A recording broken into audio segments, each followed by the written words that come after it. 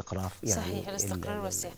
وده يخليني أسألك طبعا، لأنه أنت مثال مجسد لحال المرشدين السياحيين. يعني قبل الثورة كنا بنناقش وكان من نصيبنا في مرات مختلفة هنا في قناة النيل الثقافية ان احنا ندعو مرشدين سياحيين ونتكلم عن مشاكلهم والتصاريح وتنافس المرشدين السياحيين الأجانب مع المرشدين المصريين والنقابة وتصاريح العمل وكل الإشكاليات اللي هي مرتبطة بأنه تنسيق العمل، لأنه كان في عمل. دلوقتي اتضاف عليها مشكلة كبيرة ومهمة جدا انه ما فيش عمل.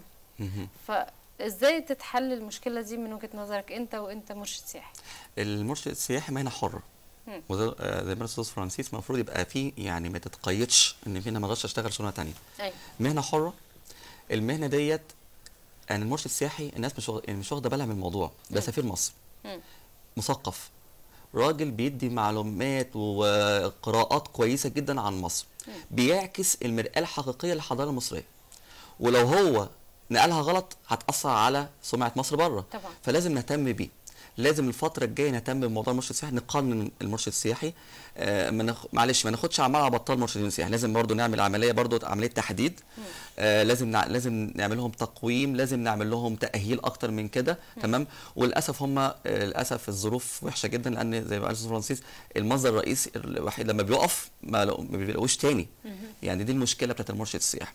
فاحنا لازم الحكومة تهتم بيه، لأن بجد نقابة المرشدين ضعيفة جدا على فكرة، مواردها ضعيفة جدا. نقابة زي كده مرشد سياحي ده بره، يعني حضرتك اسألي أي حد بره التور جايد ده. في قريب كان تور جايد مصري خد احسن مرشد سياحي في العالم. فاحنا يعتبر عندنا اهم حضاره موجوده في العالم. المرشد السياحي محتاج نأهله اكتر من كده، محتاج نهتم بيه، محتاج نقف جنبه، محتاج ندعمه. تمام. يبقى ليه اكتر من كده امتيازات عشان نقدر نطلعه لبره الامام بعد كده.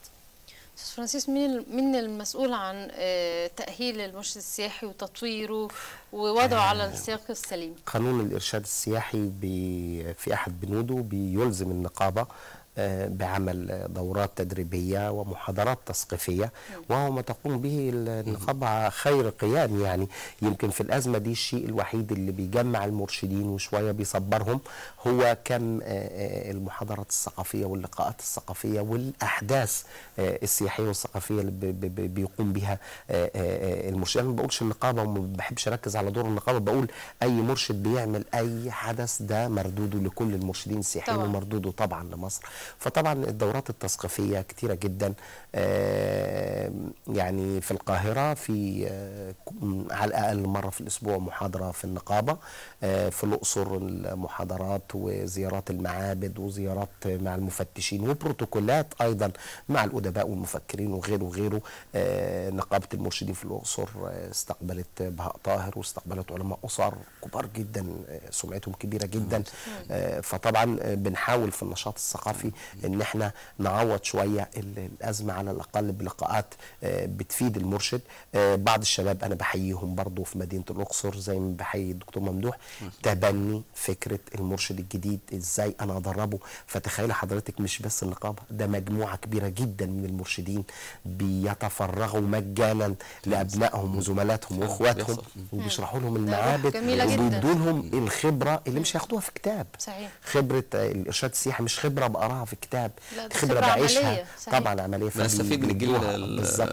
فانا بحيي كل الزملاء لان فعلا يمكن رب ضاره النافعه وقفه السياحه شويه خلتهم في وقت بيتجمعوا وبيعملوا رحلات جميله جميله للغايه وبيروحوا اماكن منسيه واماكن بعيده. والمرشد السياحي بحب اذكر في شيء، انا كنت بقرا ان في حادث اتوبيس طابه هو المرشد السياحي اللي رفض ان الارهابي يطلع الاتوبيس ففجر نفسه بره الاتوبيس، فكانت الاصابه قليله. وبعود للذاكره يعني بحب اذكر بان حادثه المتحف المصري اللي حدثت من عشرات السنين لما جه واحد عايز يولع في الاتوبيس، برضه مرشد لغه المانيه هو اللي وقفه وهو اللي اتخانق معاه.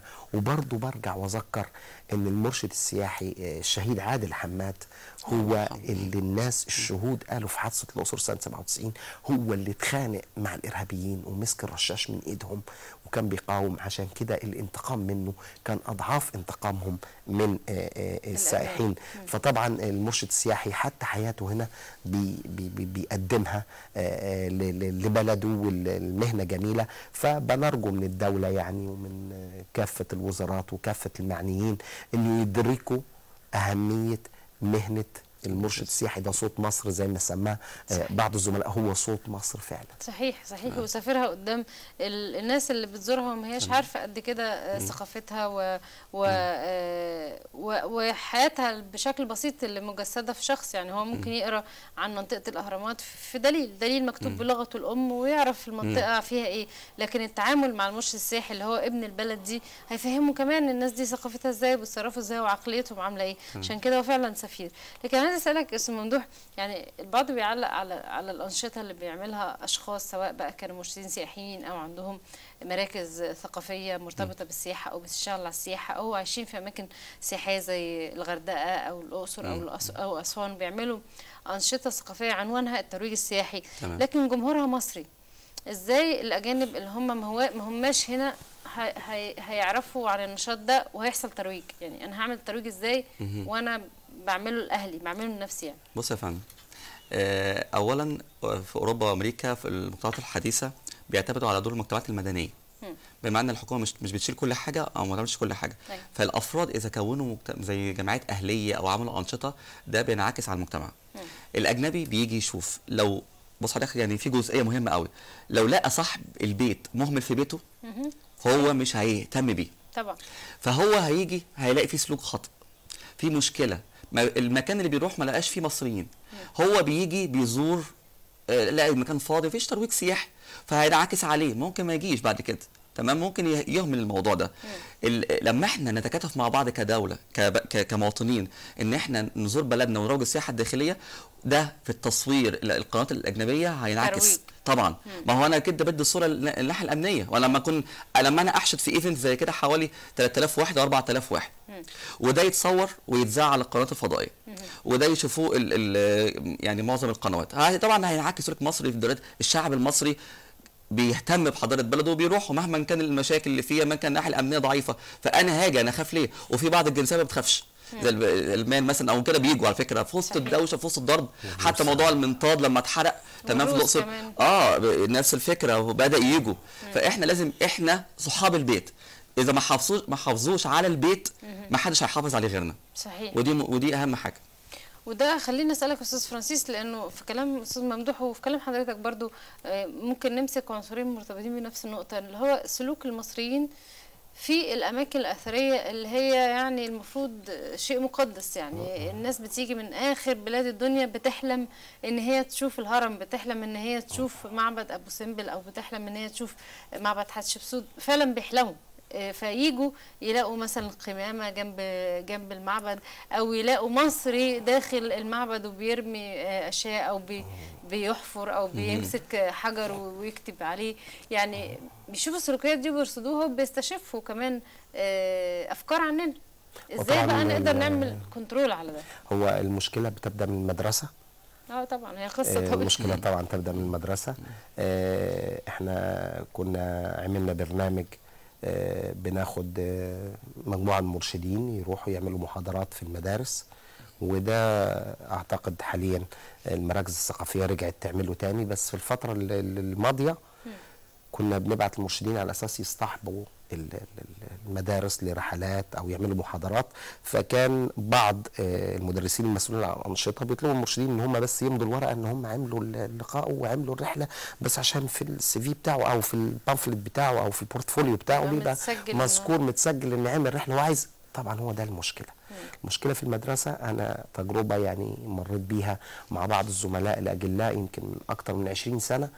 كنا بنقول احنا بنصطحب اجانب بس ابن بلدنا برضه ليه حق علينا، فنروح نطلع مع المدارس.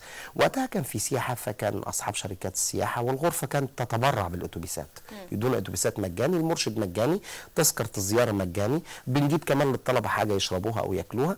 فكان وجدنا تجاوب من الطلبه في المدارس بصوره يعني ما كناش منتظرينها بالمره. احنا متعودين في المدرسه بيدخلوا المعبد بيهيصوا يلاقوا اجنبي هلو هلو، ما بيسمعوش شرح، المدرس ما عندوش حاجه يحكيها. لما لقوا حد بيحكي لهم شويه حكايات، صمت وفضول معرفي كبير جدا. انا ذهلت من رد فعل الطلبه. احنا عايزين من الطلبه من المدرسه نعلمه ان ده اثر وان لازم احافظ عليه، ولازم اعلمه المدرسه ان السائح ده بيجيب دخل للبلد، لازم احافظ عليه.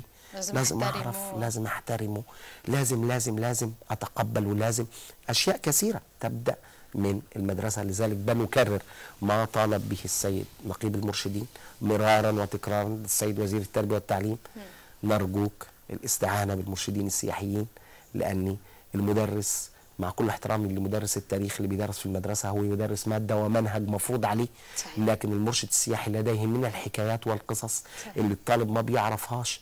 يكفينا يعني نحن نخجل لما الطالب في المدارس الاجنبيه في الخارج بيدرس الحضاره المصريه بصوره عميقه جميله، بصوره ملونه، بافلام، بحاجات مبهره، وهنا في مصر الكتاب الصور بتاعت الحضارة المصرية فيها ما زالت فيها بعض الأخطاء برغم مراجعتها من بعض الأثريين، وصور أبيض وأسود وصور فيها أخطاء شنيعة وحاجات يعني لا يعني الطفل مش ممكن يحب حضارة بلده لما هو بيدرسها كمادة مفروضة عليه بدون أي نوع من التشويق. ما فيهاش أي تشويق أو بنقول لو وجد مرشد سياحي في كل مدرسة ده كفيل، وده مش هينافس مدرس التاريخ ولا هيقتص من حصته المادية يعني. بالظبط أعتقد ذلك. يعني بقينا دقيقتين، عايزة أعرف حضرتك الحدث اللي بتنظم له اللي هيبقى في أول مارس اللي جاي، قلعة الأمجاد، هيبقى فين وهدفك منه إيه؟ بص يا فندم، ان شاء الله يوم السبت الجاي اللي بعديه 1 مارس عاملين دعوه مجانيه للمدارس، وطبعا موضوع الاطفال دوت برضو احنا دعينا مدارس عشان تيجي. عاملين مرسم، احنا من 9 الصبح موجودين لغايه الساعه 5 ديت في قلعه الامجاد، قلعه صلاح الدين بالقاهره.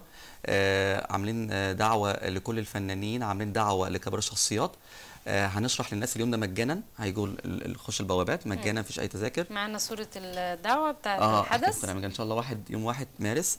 هنشرح للناس في كذا اماكن احنا عاملينهم، في يونيفورم، في ID، في طربوش عشان مناسب المكان. هيشرحوا للناس، وبعد كده هيقعدوا في مرسم يترسموا صور مجانيه، وهندي هدايا للاطفال، جايبين هدايا كمان للاطفال. وبعد كده اخر اليوم الساعه 2 لغايه 5 هنعمل حفل فني، ستيج كبير جدا في وسط القلعه، وجايبين فيه عروض فنيه، وبنتفق دلوقتي مع مطرب مشهور ان هو ان شاء الله يبقى موجود ويحيي الحفل بتاعنا ان شاء الله. ودي الدراسه اتاجلت لغايه 8 مارس، يعني ممكن يكون اتاجلت فعلا؟ اتاجلت فعلا. طيب. لانه لسه الجامعات والمدارس بتستعد ان هي تبدا الترم الجديد، خاصه الجامعات بعد احداث الشغب اللي تعرضت ليها. يمكن يكون ده في فرصه كمان جيده ان يكون في جمهور اكبر ان شاء الله ويحضروا الحدث. وده مدعو حضرتك طبعا والقناه موجودين ان شاء الله. اكيد التلفزيون المصري هيكون موجود لان ده واجب، ما هوش حاجه زياده.